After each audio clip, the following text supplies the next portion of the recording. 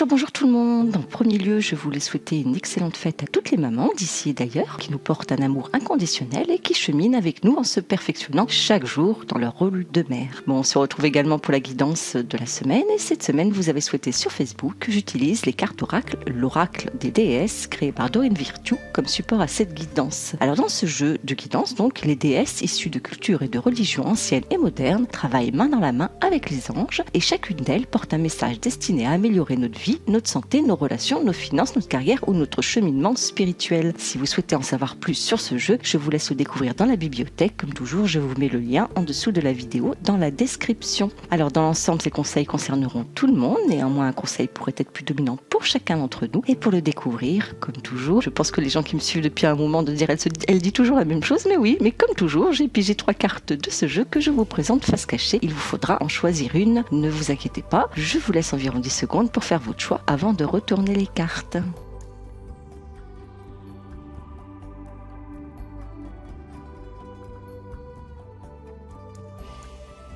Bon, les 10 secondes sont passées, donc on va découvrir les cartes.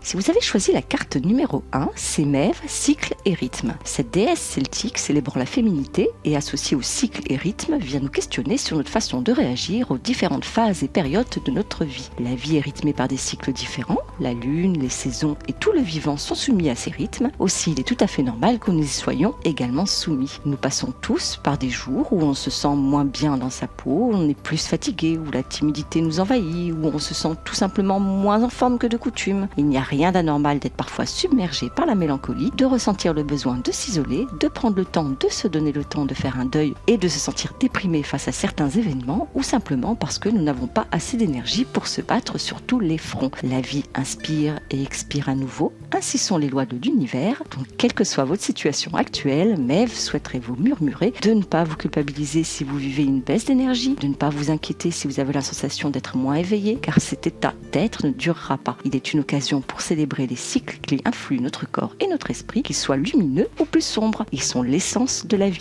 Pour vivre au mieux ces périodes, prenez soin de vous, reposez-vous plus que d'habitude pour vous ressourcer, pratiquez des activités que vous aimez et demandez de l'aide si vous en ressentez le besoin. Accordez-vous simplement le droit de faire une pause et vous verrez que très prochainement, un nouveau cycle vous sourira.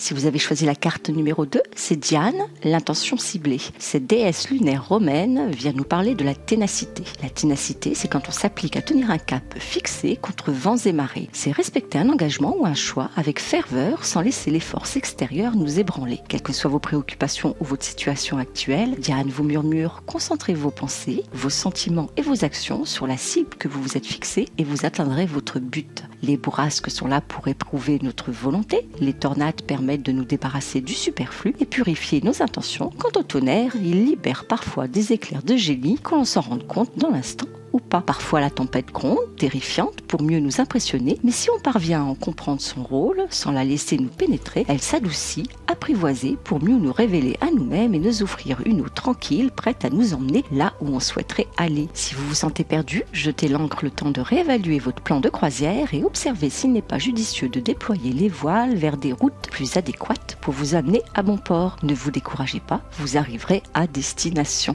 Si vous avez choisi la carte numéro 3, c'est Brigitte, ne vous dérobez pas. Cette déesse celtique représente les 3 aspects de la femme, la jeune vierge, la mère aimante et nourricière et la femme mûre et sage. Protectrice envers ceux qui l'invoquent, elle est la contrepartie féminine de l'énergie guerrière que l'on attribue à l'archange Michael. Brigitte vient nous parler de droiture et d'assurance dans nos prises de décision. Dans certaines situations, nous avons parfois beaucoup de difficultés à exprimer clairement nos limites, nos croyances et nos convictions. Quand d'autres personnes sont les protagonistes d'un tel contexte, alors par manque d'assurance, nous n'osons exprimer notre vérité et notre point de vue, ou alors nous le faisons timidement et sans porter toute la force du feu qui nous anime. Cette manière d'agir finit par créer de la confusion dans les dialogues et des prises de position sont faites sans prendre en compte notre point de vue, nous donnant l'impression que notre opinion compte pour du beurre ou qu'on nous manque de respect en négligeant notre profonde envie et nos besoins. Dans de telles situations, nous sommes responsables de ce que nous avons créé, c'est-à-dire une mauvaise évaluation de notre opinion de la part de notre interlocuteur et ou la possibilité de lui laisser l'opportunité possibilité de légitimer ses actions par le fait qu'il n'avait pas compris. Quelle que soit votre situation, Brigitte vous murmure que si vous souhaitez vous faire entendre, alors il est nécessaire d'exprimer votre vérité et votre point de vue de manière claire, précise et avec assurance. Pour cela, clarifiez en premier lieu vos intentions afin d'être en mesure de les verbaliser de manière limpide. Ne vous soumettez pas à la peur et au regard des autres. Exprimez votre vérité de manière ferme et restez fidèle à vos opinions. Manifestez ce qui vous anime de manière intelligible et évidente et vous constaterez qu'il y a plusieurs bienfaits à cette expression. Vous saurez vous faire entendre, peu importe le résultat final, ce qui permettra aux autres de savoir à quoi s'en tenir, et c'est en ravivant votre fin intérieure que vous vous insufflez une force vive pour avancer de manière de plus en plus confiante, car plus on a confiance en soi, plus on gagne en assurance.